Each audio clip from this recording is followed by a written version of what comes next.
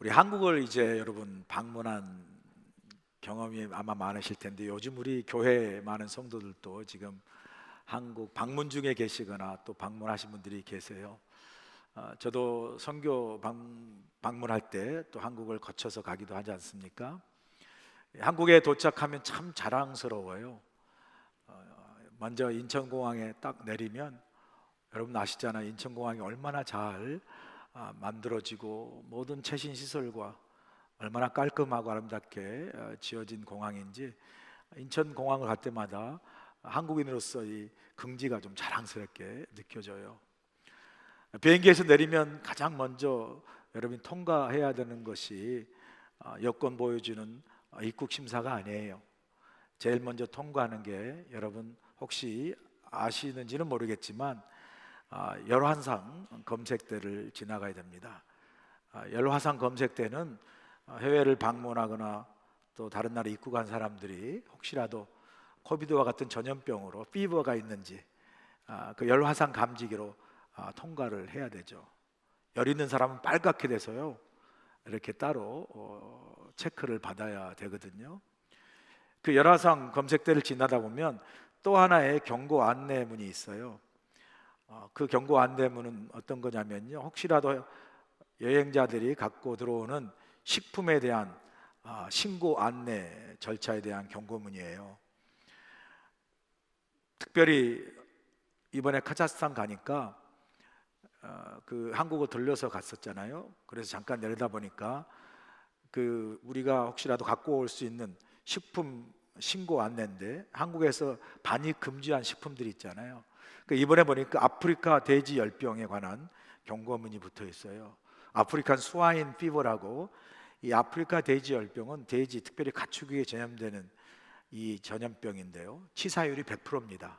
전염되면 다 죽는 거예요. 백신도 없고 약이 없고요.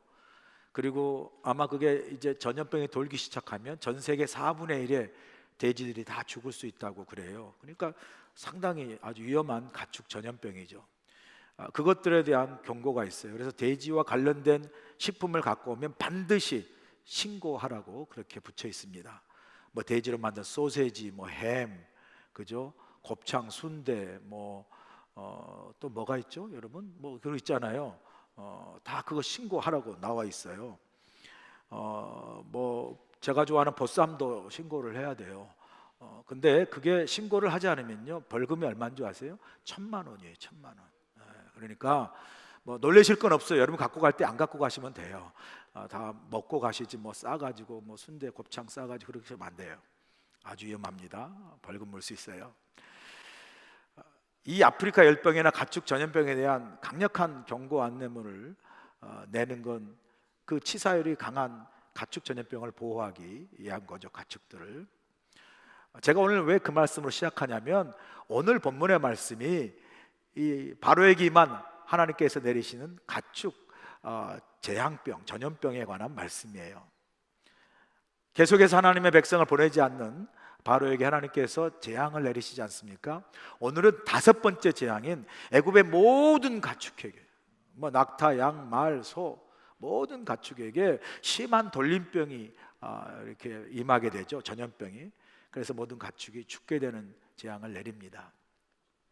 이 5번째 가축 재앙을 통해서도 우리에게 주신 하나님의 중요한 귀한 믿음의 교훈들이 있는데요, 첫 번째 교훈은 하나님 앞에 고집 부리지 말라는 교훈이에요. 본문 2절 보실까요? 내가 만일 보내기를 거절하고 억지로 잡아두면 그래요. 오늘 본문 1절에 보니까 하나님께서 바로에게 모세를 통해 하나님의 명령을 전하세요. 근데 그 명령이 전혀 새로운 게 아니에요. 계속해서 바로가 들었던 명령이에요. 그 명령이 뭐죠? 이스라엘 백성을, 내 백성을 내보내라. 그들이 나를 예배할 것이고 섬길 것이다. 이 명령을 바로에게 전해주죠. 새로운 명령이 아닙니다. 계속 들었던 명령이에요. 그런데 그 명령에 바로가 어떻게 반응합니까? 오늘 본문에서도 그랬듯이 1차, 2차, 3차, 4차, 오늘 본문의 5차 재앙에서도 어떻게 표현합니까? 바로가 계속 그 명령 듣기를 거부해요. 하나님이 오늘 본문에 보니까 2절에서 이스라엘 백성을 보내라는 명령을 계속 거절하는 바로의 태도를 2절에서 뭐라고 표현하냐면요, 억지로 잡아두면 이라는 그 구절로 표현해요. 여기 억지라는 말은 우리말의 고집이라는 말과 비슷한 말이죠. 근데 히브리 말로 보니까 히브리 말로 오드라는 단어를 사용하는데, 이 오드라는 단어의 원뜻은 계속하다, 연속하다는 뜻이에요. 그러니까 이 오드라는 뜻으로 2절을 다시 해석하면 이렇게 해석할 수 있어요. 만일 내가 그들을 보내지 않고 계속 잡아두면, 그런 뜻이에요. 그러니까 하나님이 이스라엘 백성을 보내라는 하나님의 명령을 계속 거절하는 이 바로의 고집스러운 태도를 억지 부리는 것이다 라고 표현을 하고 있어요. 여러분, 이 고집과 억지가 거의 동일한 뜻을 가진 말이지만 굳이 따지자면 고집과 억지라는 단어가 약간의 차이가 있어요. 이 고집은 뭐냐면 다른 사람의 생각이나 뜻은 고려하지 않고 자기의 생각이나 뜻을 굽히지 않고 강하게 주장하는 것을 고집이라고 그러고요, 반면에 억지는 고집보다 더 한 걸음 더 나가서 적당한 이유나 타당한 근거 없이 무조건 자기 생각과 뜻이 옳다고 계속 주장하는 것을 억지라는 단어를 사용해서 표현합니다. 자, 그런 점에서 바로가 하나님 앞에서 부리는 고집과 억지가 무엇이죠? 고집은 이거예요. 하나님께서 이스라엘 백성을 보내라 했는데 불구하고 바로는 하나님께 이스라엘 백성을 보낼 수 없습니다라고 계속 자기 주장을 고집하는 거예요. 이게 하나님께 바로가 내세우는 고집이고, 그러니 계속 거부하는 바로의 고집 이면에는 뭐가 있어요? 억지가 있어요. 그 억지가 뭡니까? 하나님 분명히 이스라엘 백성은 나의 백성이라고 이야기하는데 바로가 부리는 억지는 뭐죠? 아니에요, 이스라엘 백성은 하나님 백성이 아니라 나의 백성이고 나의 노예입니다라고 계속 주장하는 것, 이게 하나님 앞에 바로가 고집스럽게 주장하고 부리는 억지예요. 그런 자신의 고집과 억지로 계속해서 이스라엘 백성들을 어떻게 붙잡아두는 거예요.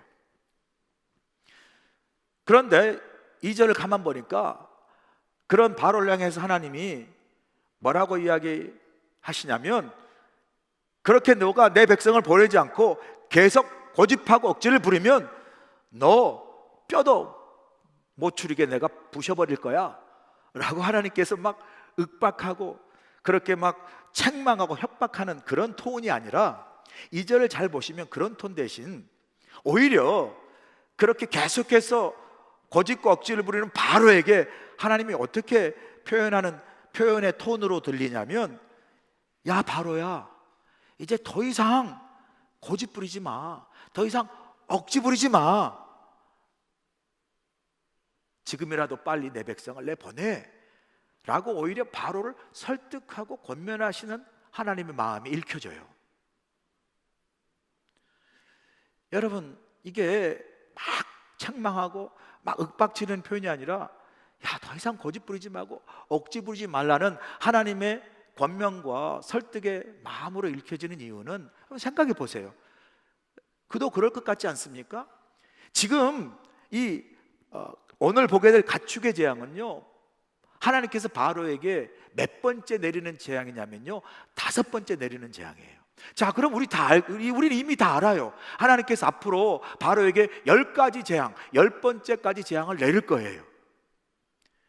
그런데 이제 딱 절반을 도는 이 5번째 재앙쯤에 와서는 하나님께서 바로에게 이제는 예전에 그냥 이런 말도 없이 바로 재앙이 임하다가 이 절반쯤 와서는 바로에게 하나님 이렇게 말씀하는 거야. 야 바로야, 너 5번이나 맞았잖냐.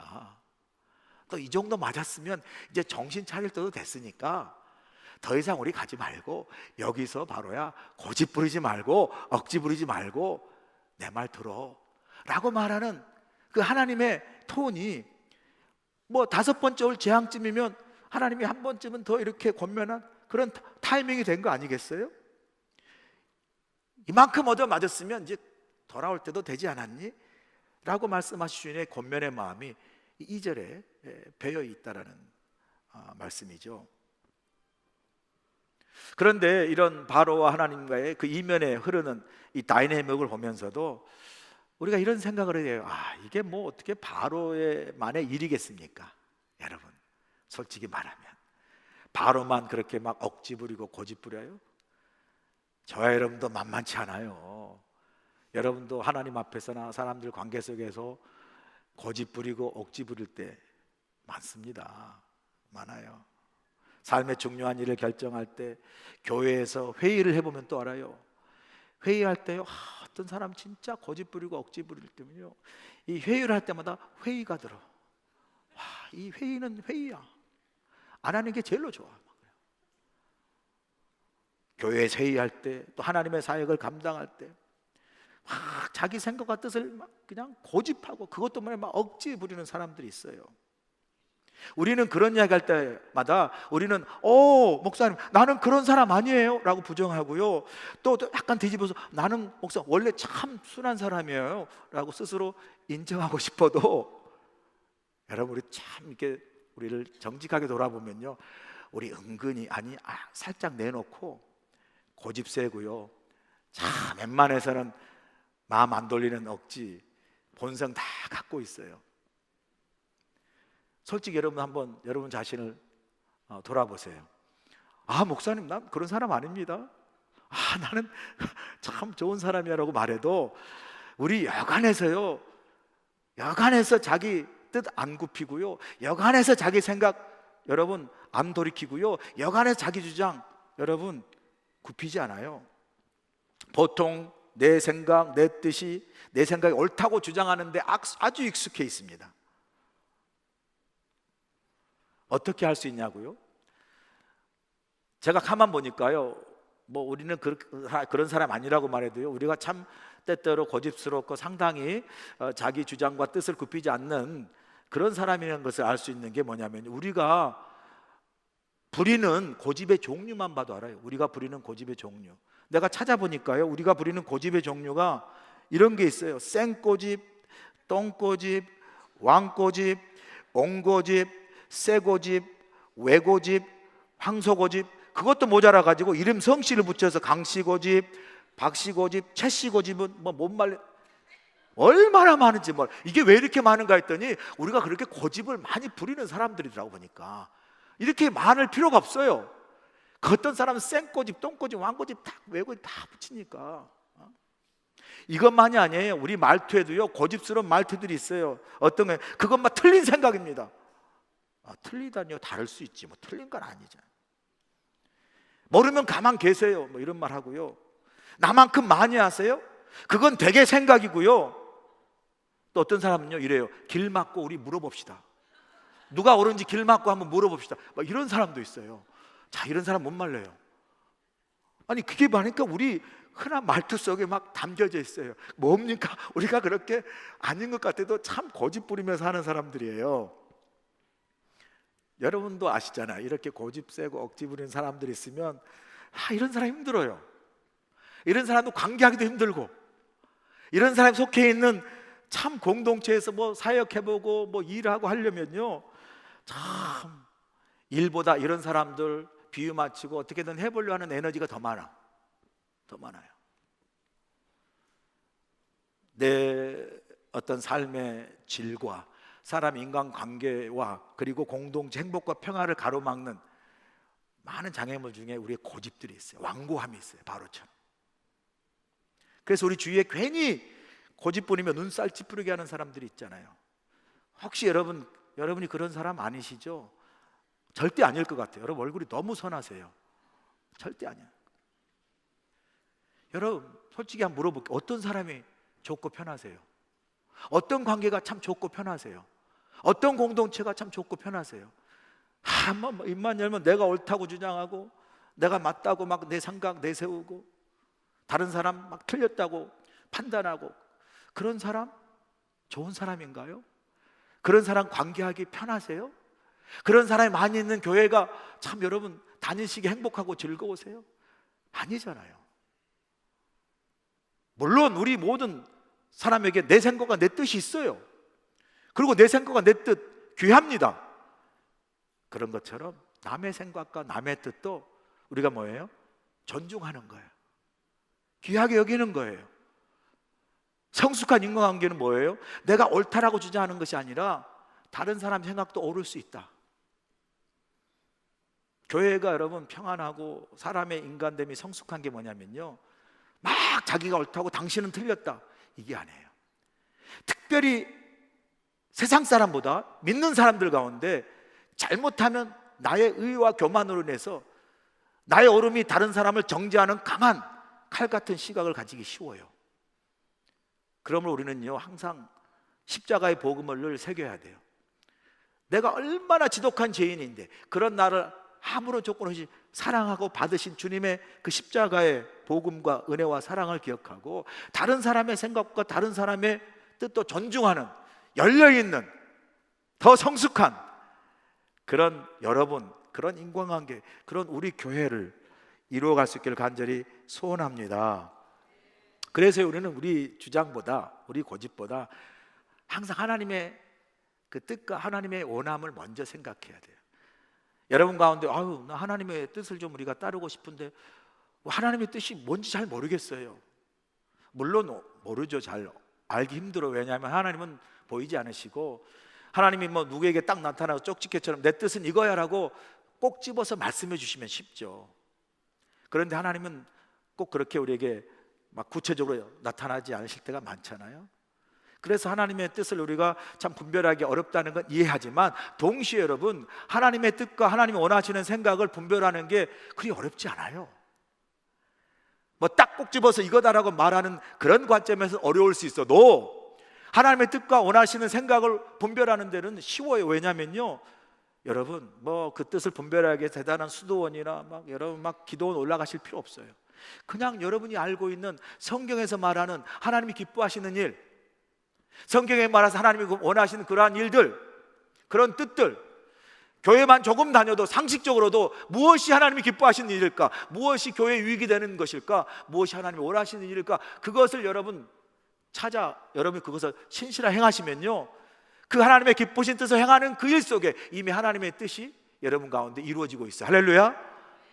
이미 하나님의 뜻은 여러분이 하나님이 기쁘신 일을 하는 가운데 하나님이 그 뜻을 이루어 가신다니까요. 어려운 거 없어요.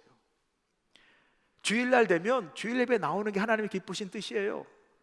받은 은혜를 가지고 할 수만 있다면 교회를 섬기고 교회를 사랑하는 하나님 기쁘신 뜻이에요. 그 은혜를 가지고 나에게만 머무르지 아니하고 다른 사람을 전도하고 선교하는 일에 우리가 함께하는 것이 하나님 기뻐하시는 일이고, 그걸 하다 보면 하나님 기쁘신 뜻을 나를 통해서, 우리 교회를 통해 이루어 가세요. 사랑하는 여러분, 우리의 고집보다 내 생각보다 언제나 하나님이 기뻐하시는 일, 하나님이 원하시는 일, 교회에 유익이 되는 일, 그리고 다른 사람 믿음을 세우시는 일에 함께할 때 그 선하신 일 속에서, 그 하나님 기뻐하신 그 일 속에서 하나님의 뜻이 신실하게 이루어 가실 줄로 믿습니다. 두 번째 주시는 교훈이 뭐냐면 하나님이 정한 기한이 있다라는 거예요. 본문 5절 볼까요? 여호와께서 기한을 정하여 이르시되 여호와가 내일 이 땅에서 이 일을 행하리라 하시더니, 그래요. 하나님께서 바로에게 너 계속 그렇게 억지 부리고 고집 부리면 내가 너에게 다섯 번째 재앙인 애굽의 너의 땅 모든 땅에 있는 가축들에게 심한 돌림병으로 그 가축을 죽이겠다 재앙을 선포하시거든요. 그게 다섯 번째 오늘 본문의 재앙인데, 오늘 본문을 잘 보시니까 그 재앙을 하나님이 선포하시면서도 동시에 그 재앙을 언제 선포하시겠다라는 그 재앙이 임하는 시기를 정해주고 있는 것을 알 수가 있어요. 하나님이 그 재앙을 내리시겠다라고 정한 그 기한을 바로에게 알려주고 있어요. 하나님께서 바로에게 알려주신 그 재앙에 임하겠다는 한 그 정한 기한, 시간이 뭐냐면 언제가 보니까요, 오늘 보니까 오늘이 아닌 내일이라고 말해요. 내일. 고집 부리는 바로에게 내가 너 모든 가축, 뭐 나귀, 양, 말, 소, 염소 다 돌림병으로 내가 죽이는 재앙을 내리겠다. 그런데 그 재앙을 내리는 내가 정한 기한은, 시간은 오늘이 아니라 바로 내일 내리겠다고 말씀하세요. 우리의 질문은 왜 하나님께서 이 참 고집스러운 바로 그냥 오늘 싹 쓸어버리면 시원하고 좋을 것 같은데 왜 굳이 하나님께 그 재앙을 내리시겠다는 그 정한 기한을 바로에게 알려주시고 그 정한 기한이 내일이라고 또한 알려주셨을까? 간단해요. 답은 바로에게 기회를 주시기 위해서요. 기회를 주시기 위해서. 내일 재앙을 내리겠다라고 재앙의 정한 시간을 알려주시는 것은 하나님이 내릴 가축의 재앙이 내일 그 정한 때에 임하기 때문에 바로가 오늘이라도 당장 그가 마음을 돌이켜서 하나님이 원하시는 그 명령을 행한다면 바로 그 오늘의 바로는 뭐죠? 이스라엘 백성뿐만 아니라 애굽의 모든 백성의 재산과 애굽의 모든 백성의 가축을 살릴 수 있는 기회를 가질 수 있다라는 거죠. 내일 굳이 그 재앙을 내리겠다는 기한을 알려주시는 것, 그 기한을 정한 것은 바로 바로에게 오늘 내게 주어진 그 오늘이라는 시간을 통해서 하나님께 돌이킬 수 있는 그 기회를 바로에게 주고 계시는 거예요.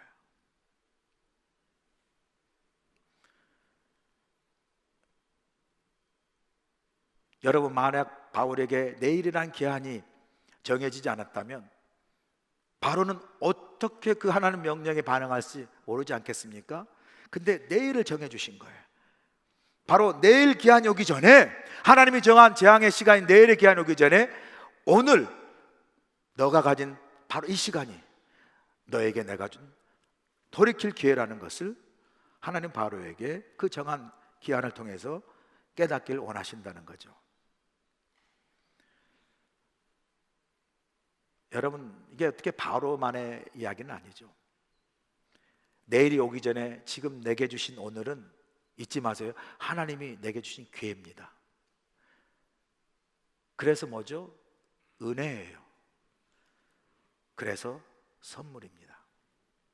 내일 재앙이 임하기 전에, 내일 심판이 임하기 전에, 내일 죽음이 임하기 전에 지금 내게 주어진 오늘은 하나님이 나로 하여금 돌이키고 하나님 뜻을 행하고 하나님이 원하시는 뜻을 이루는 수 있는 기회로 주신 진짜 선물이요 은혜의 시간이라는 거예요. 그래서 여러분, 오늘이란 today를 표현하는 영어의 현재라는 게 영어로 present잖아요. 다 들어보셨죠? 근데 이 오늘이라는 현재의 이 present는 동시에 영어의 선물이라는 단어와 똑같지 않습니까? 선물의 단어가 present잖아요.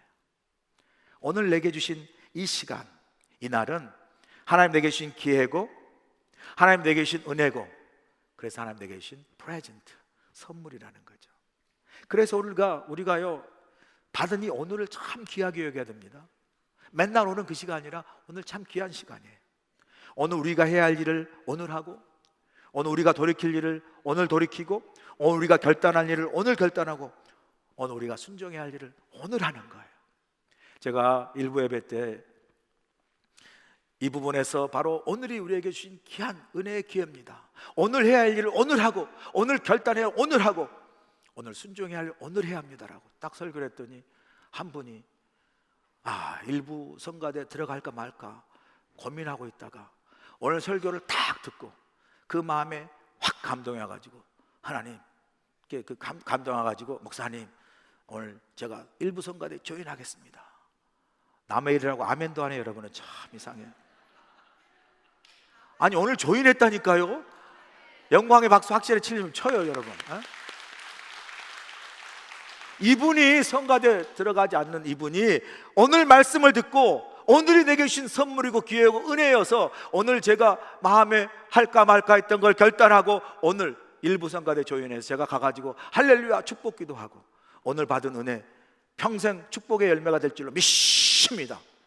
이렇게 기도했어요. 아멘이시죠? 이분은 참 복된 사람이에요. 오늘을 기회로 삼고 받은 은혜를 뭐죠? 결단으로 일부 성가대 조인해서 함께하는 역사를 은혜를 이룬 거예요. 여러분, 팀 켈러 목사님이 쓴 책이 오늘을 사는 잠언이라는 책인데 이 책에 이렇게 멋진 말이 있어요. 한번 보실까요? 하나님의 지혜로 오늘을 사고 by 하나님의 지혜로 오늘을 살라 live.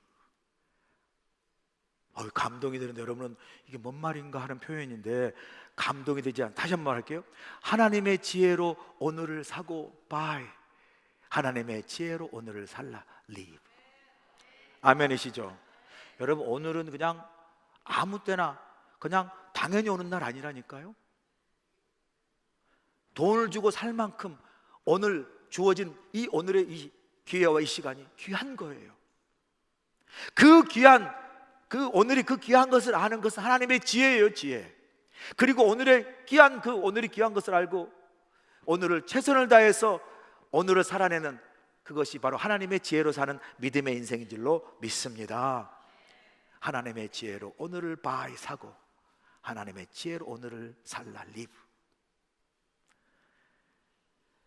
그리스에 가시면 뭐 들어보셨겠지만 우스꽝스러운 동상 하나가 있어요. 머리에 앞머리는 수치머리가 많고 뒷머리는 대머리고 발에는 날개가 있는 아주 우스꽝스러운 동상이에요. 그런데 그 동상 보면 사람들이 킬킬킬 웃잖아요. 그러다 가까이 가서 그 동상 밑에 적혀있는 글귀를 보고 나서는 사람들이 다 숙연해진다고 그래요. 그 글이 이렇게 쓰여 있어요. 그 동상 밑에 앞머리가 숱이 많은 이유는 사람들이 나를 보면 쉽게 붙잡을 수 있게 하기 위함이요, 뒷머리가 대머리인 이유는 내가 지나가면 붙잡을 수 없게 하기 위함이며, 발에 날개가 달린 이유는 최대한 빨리 사라지기 위함이다. 내 이름은 카이로스, 기회이다. 카이로스는 헬라말로 하나님 주신 기회란 말이죠. 내 이름은 기회이다. 이 기회라는 신의 동상이에요. 여러분, 기회가 항상 있는 것이 아니죠. 기회가 있지만 그 기회를 분별하여 붙잡지 않으면 그 기회는 지나갈 수 없는 게 기회가 우리에게 주는 교훈이에요. 마치 팀 켈러 목사님이 하나님의 지혜로 오늘을 사고 바이, 하나님의 지혜로 오늘을 살라 리브라는 그 교훈이 더 마음에 깊게 다가오는 그런 기회의 동상의 교훈 아니겠어요? 기회가 올 때 붙잡아야 돼요. 그리고 기회가 지나가면 잡을 수 없기 때문에 오늘이라는 이 기회를 우리가 선용해야 할 이유를, 이 기회의 중요한 교훈을 본문 6절에도 다시 한번 확인해 주고 있어요. 본문 6절 보세요. 이튿날에 여호와께서 이 일을 행하시니 애굽의 모든 가축은 죽었으나 이스라엘 자손의 가축은 하나도 죽지 아니하였다. 여기서 중요한 구절이 이튿날이라. 이튿날 여러분, 이 이튿날은 하나님이 재앙을 내리겠다고 정한 기한인 내일이 되는 날이 이튿날이에요. 그러니까 5절과 6절에 내일과 5절의 내일과 6절 이튿날은 같은 날이에요. 그런데 그 내용상으로는 5절의 내일과 6절 이튿날은 전혀 다른 상황입니다. 5절의 내일은 뭐예요? 아직도 기회가 있다는 말이에요. 아직 내일이 오지 않았어요. 아직 재앙이 임하지 않았습니다. 바로에게 이렇게 말하는 거예요. 하나님이, 바로야, 재앙이 내일이다.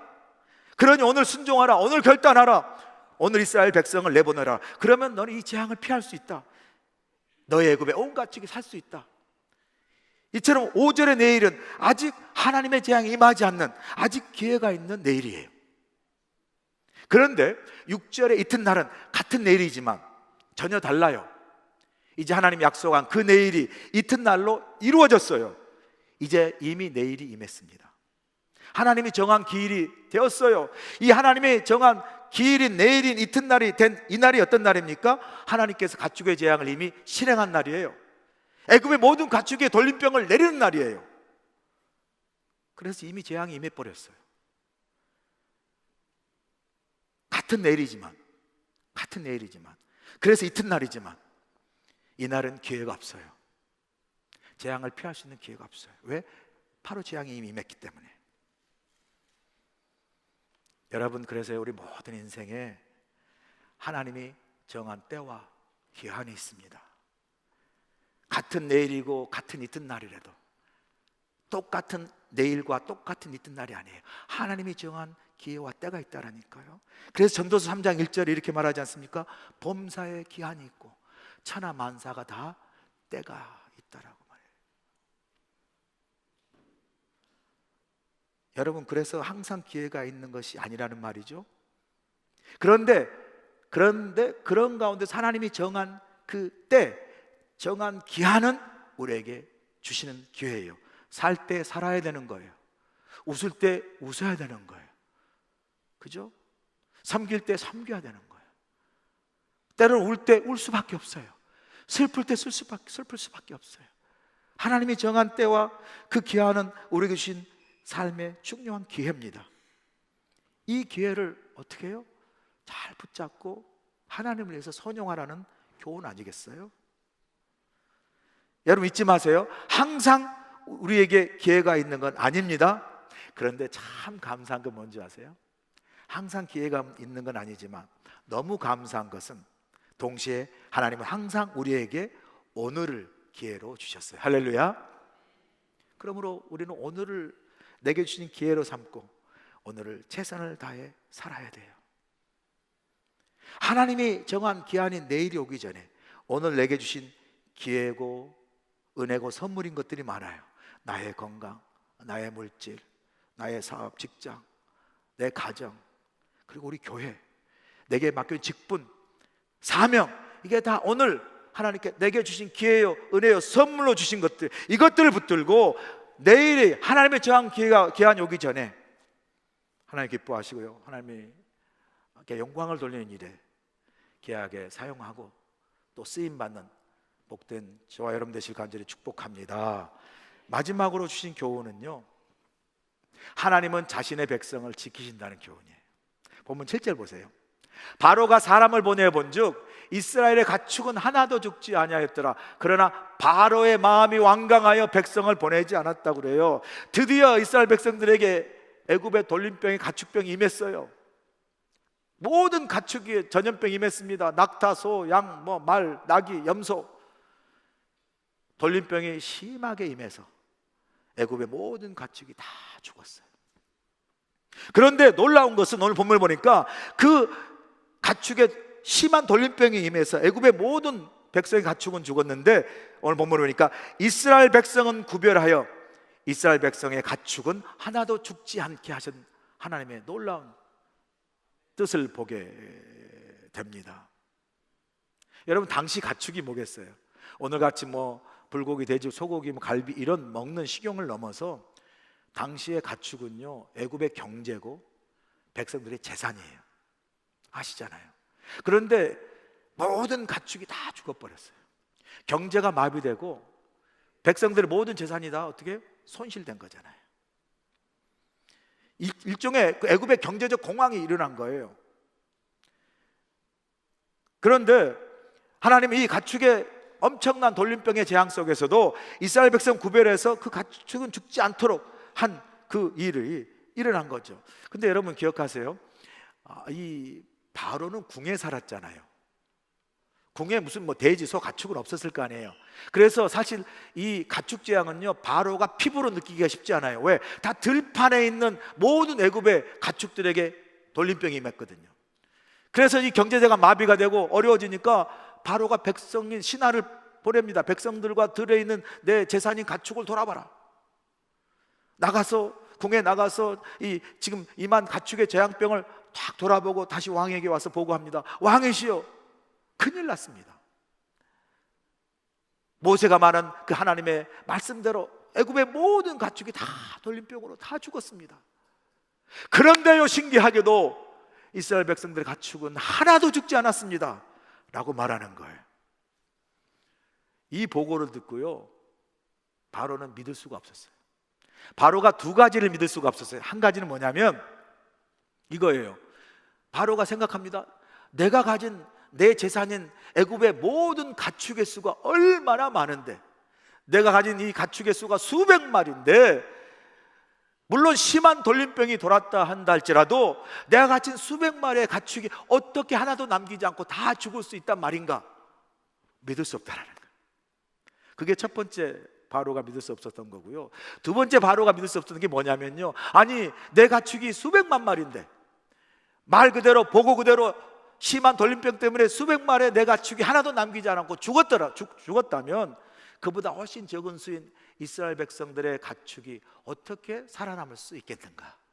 그 수백만의 내 가축이 다 죽었는데, 그래 믿을 수가 없었어요. 그래 어떻게 합니까? 오늘 본문에 보니까 그것을 믿을 수가 없었기 때문에 바로는 신하를 보내서 그걸 다시 확인합니다. 눈으로 확인하라고 신하를 보냅니다. 신하가 실제로 밖에 나가서 눈으로 확인하고 다시 돌아와 보고하지 않습니까? 그게 바로 7절의 말씀이죠. 보고하는 핵심의 내용은 뭡니까? 왕이여 맞습니다. 애굽의 모든 가축은 다 죽었는데, 자 7절에 이 구절이 있지 않습니까? 뭐예요? 7절에 이스라엘의 가축은 하나도 죽지 아니하였더이다. 아멘. 어떻게 자신의 수백 마리의 가축은 다 죽었는데 그보다 훨씬 적은 이스라엘 백성들의 가축은 죽지 않았을까? 어떻게 이런 일이 일어날 수 있었을까? 답은 간단해요. 하나님이 지키시고 하나님이 보호하셨기 때문이에요. 여러분 하나님은 어떤 분이세요? 하나님은 자신의 백성의 생명과 재산과 그 인생을 지키시는 분이세요. 보호하시는 분이세요. 믿으세요, 여러분? 실제로 하나님은 자신의 백성 이스라엘 백성들을 지키시고 보호하시고 인도하셨잖아요. 광야를 지날 때 낮에는 구름 기둥으로, 밤에는 불 기둥으로, 물이 없어 죽겠어요 할 때 반석을 쳐서 물을 내어 주시고, 이렇게 먹을 것이 없어 굶주립니다 할 때 하늘에서 만나를 내려 주시고, 우리가 무슨 베제테리안입니까? 우리가 어떻게 채소만 먹고 삽니까? 고기 먹고 싶어 할 때 메추라기 보내서 고기 실컷 먹게 하시고. 여러분, 여기까지 우리 살아온 건요, 하나님이 우리를 인도하시고 보호하시고 먹이시고 입히시고 지키시기 때문에 우리가 여기까지 온 줄로 믿습니다. 하나님께서 이스라엘 백성들에게 애굽의 온 땅에 재앙이 임했을 때 이스라엘 백성들의 가축은, 제 이 표현이 너무 좋아요. 이스라엘 백성의 가축은 하나도 죽지 아니하였더라. 이 표현이 좋은 게 뭐냐면요, 야, 하나님의 자신의 백성을 지키시고 인도하시고 보호하심은 완전하시다. 아멘이시죠? 뭐 여기가 좀 서툴고 여기가 구멍이 나고 여기가 삐걱한 게 아니라 하나님은 우리를 인도하시고 지키시고 보호하시는 그 일에 하나도 죽지 아니하였더라는 그 표현 속에 하나님의 지키시고 인도하시고 보호하심은 완전하신 하나님, 그게 우리 하나님이세요. 그 완전하신 하나님이 우리의 생명을 지키시고 우리의 재산을 지키시고 우리의 인생을 지키시고, 왜? 우리가 하나님의 백성이기 때문에. 나아가 하나님의 친히 그 피로, 그 보혈의 피로 세우신 하나님의 교회, 우리 교회도 하나님이 지키실 줄로 믿습니다. 여러분, 뭐 한간에 우리 교회가 어렵다 사람 생각하면요, 뭐 그럴 수 있지만 여러분 걱정하지 마세요. 벌써 하나님은 하나님의 교회인 우리 교회를 이미 지키시고 이미 회복하시고 이미 부흥케 하시고 계신 줄로 믿습니다. 왜? 하나님의 교회니까. 하나님의 교회니까. 그 기운이 느껴지지 않으세요? 그 기운이 느껴지지 않으세요? 아멘 크게 할 때까지. 그 기운이 느껴지지 않으세요? 저는 느껴져요. 저 억지로 말하는 게 아니라 하나님의 교회이기 때문에 우리 교회를 다시 지키시고 보호하시고 다시 부흥케 하시는 그 역사가 이미 우리 가운데서 일어나고 있음을 믿습니다. 그 느껴져요. 저는 이런 하나님이 너무 좋아요. 이스라엘 백성을 지키시되 하나도 죽지 않게 하시는 이 완전하신 하나님이 좋아요. 저는 그래서 제가 제일로 좋아하는 성경 구절 중에 하나가 이 다윗의 고백인데요, 시편 18편 1절에서 2절이에요. 제가 제일로 좋아하는 성경 구절이에요. 나의 힘이신 여호와여, 내가 주를 사랑하나이다. 여호와는 나의 반석이시요 나의 요새시요 나를 건지시는 이시요 나의 하나님이시요 내가 그 안에 피할 나의 바위시요 나의 방패시요 나의 구원의 뿌리시요 나의 산성이시로다. 하나님이 저와 여러분의 인생과 우리 교회에 어떤 분이시라고요? 요새 되시고 피할 바위 되시고 산성 되시고 구원의 뿔 되시고, 그렇게 우리를 완전하게 지키신 하나님인 줄로 믿습니다. 우리가 딱 할 일 하나밖에 없어요. 하나님을 믿고 의지하는 거예요. 하나님만 바라보는 거예요. 하나님의 그 전능하신 그 하나님 안에 거하는 거예요. 하나님 우리와 우리 인생을 지키시고 우리 교회를 하나님 지키셔서 하나님의 놀라운 회복과 하나님의 놀라운 부흥의 역사를 이루어 가실 줄로 믿습니다. 기도하시겠습니다. 참 좋으신 아버지 하나님, 가축의 재앙 가운데도 우리에게 베푸신 하나님의 선하신 뜻과 은혜를 깨닫게 하시고, 하나님, 우리 인생에 늘 하나님의 뜻을 분별하는 영적인 지혜력과 분별력을 주시고, 내 고집과 내 생각을 앞세우지 않게 하시고, 항상 하나님의 뜻에 순종하게 하시고, 오늘이 내게 주신 하나님이신 기회의 은혜의 선물이 붙들고, 오늘도 아버지 하나님, 하나님께서 허락하시고 이루고자 하는 하나님의 뜻과 비전을 이루어나가는 믿음의 인생, 하나님에게 붙들려 하나님의 선한 뜻을 이루어가는 우리 교회가 되도록 하나님 축복하여 주시옵소서. 예수님의 귀하신 이름으로 간절히 기도하옵나이다. 아멘. 이제는 우리 주 예수의 크신 은혜와 우리 하나님 아버지의 무한하신 사랑하심과 성령님의 감화 감동 역사하심이 주의 귀한 백성으로 우리를 불러주시고 주의 선한 뜻을 분별하게 하셔서 하나님이 이루고자 하는 하나님의 크신 역사에, 그 출애굽의 드라마에 이 땅을 변화시키고 이 땅을 하나님 나라로 세워가는 그 놀라운 하나님의 구원의 역사에 우리 다 하나님 동참하게 하시고, 하나님 부르심에 순종하게 하셔서 하나님 이 땅에 이루어갔을 하나님 놀라운 그 구원의 역사에 우리가 함께 동참하고 그 놀라운 구원을 이루는 하나님 능력의 통로로 쓰임받는 믿음의 인생, 쓰임받는 우리 교회가 될 수 있도록 함께하여 주시옵기를 예수님의 귀하신 받들어 간절히 축원하옵나이다. 아멘.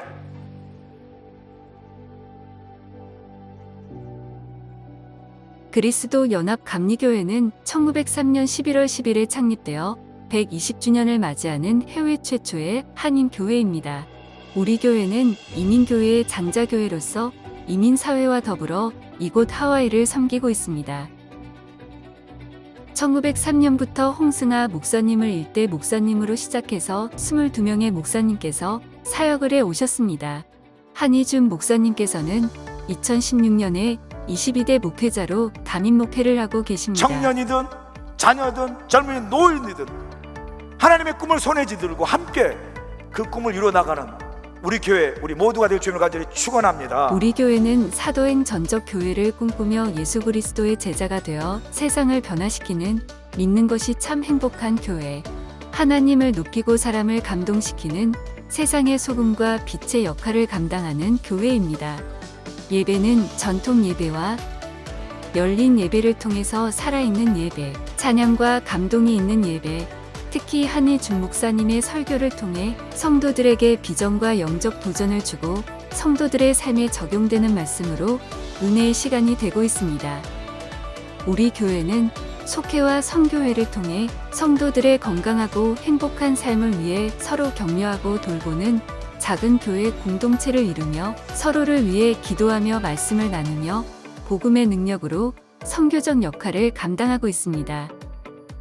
새가족 클래스, 성경 맥잡기, 제자 양육, 커피 브레이크, 성경 통신 등 교육 프로그램을 통해 영적 성장을 이루고 있으며 30여 개의 사역부가 사역을 통해 교회를 섬기며 지역사회를 돌보고 나아가 세계 선교의 사명을 감당하기 위해 온 성도들이 한 마음으로 헌신하고 있습니다.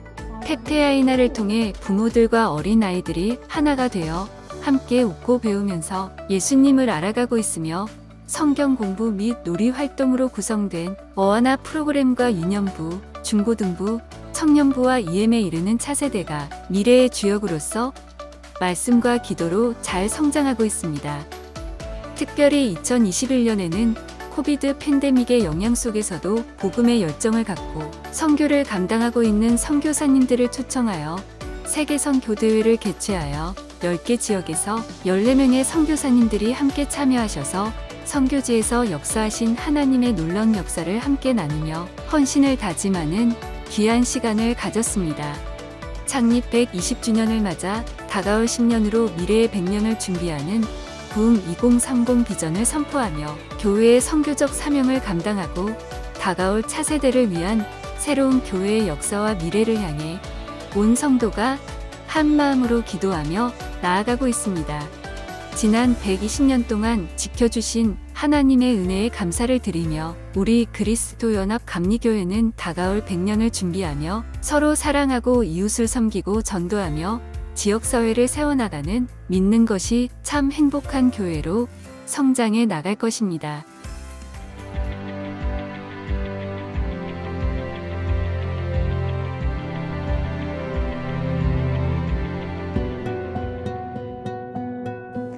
Aloha! This is Unji Huang serving both the preschool and kinder children who God has given to us. We raise our children with the love of God along with wonderful teachers. We're sharing the gospel in various ways so that our children can easily learn the words of God. We are gladly serving our children so that they can experience joy, happiness, and God's love through our ministry. I hope to see you soon. Mahalo! Aloha and welcome. I am Director Ellen No for Awana and Elementary Ministry. Together, teachers and I work together to strengthen our children's faith walks through the words of God, praise, and fellowship. Awana is a global program designed for the discipleship of over 4 million children. We invite you to join us in Awana and Sunday worship, and we look forward to seeing you soon. God bless you all. Aloha! Hello, my name is Nathan Lee and I am the youth pastor for our beloved 6th to 12th graders. Our youth ministry is a safe and encouraging community for students to build a firm foundation in their faith, identity, and future. During these years, students are trying to figure out who they are while learning how to successfully navigate and lead their lives. We hope to come alongside our youth during these formative years to support, encourage, and guide them with the Word of God and His love. Our vision is to see a youth that is awakened to the reality of Jesus Christ and to live passionately for Him. Our aim is to see our students powerfully encounter God's love, to empower them to go all in for Jesus, and to prepare them to live out their faith with courage and boldness. Our prayer is that our students will discover their eternal security in the purpose and the hope of the gospel as they experience the living power of the Holy Spirit in their personal lives. Our weekly gatherings are Fridays at 6:30 p.m. and Sunday mornings at 9 a.m. and 11:15 a.m. We look forward to getting to know our next generation youth and serving them. Mahalo!